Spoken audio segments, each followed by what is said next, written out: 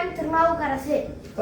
என் பெருமைக்கு உரியவர்களே, உலகின் 8வது வள்ளலார் டாக்டர் புரட்சி தலைவர் எம்ஜிஆர் அவர்களால் தோற்றுவிக்கப்பட்டு இந்தியாவின் இரும்பு மங்கை நவீன காலத்து வேலும் நாச்சியார் அடக்குமுறைகளை இரும்பு கரம் கொண்டு அடக்கிய தங்க தாரகை டாக்டர் புரட்சி தலைவி அம்மா அவர்களால் கட்டமைக்கப்பட்ட அனைத்து இந்திய அண்ணா திராவிட முன்னேற்ற கழகத்தின் எத்தனையோ எதிரிகளுக்கு மத்தியில் ரத்தத்தின் ரத்தங்களே உயிர் போடு வைத்திருக்கின்ற கொங்கு மண்டல நாயகன் விவசாயிகளின் விடிவெள்ளி இரும்பு தேசத்து கருப்பு மனிதர் மாண்புமிகு புரட்சி தமிழர் ஐயா திரு எடப்பாடியார் அவர்களை வணங்குகின்றேன். என் பெருமைக்குரிய சொந்தங்களே, மாண்புமிகு புரட்சி தமிழர் பதவியேற்ற மிக சோதனையான காலகட்டத்தில் 4-5 மாதங்கள் கூட இந்த ஆட்சி தாக்கு பிடிக்காது என்று சொன்னவர்களுக்கு தன்னுடைய செயல் திட்டங்களால் பதிலளித்தவர் தான் நமது ஐயா அவர்கள்.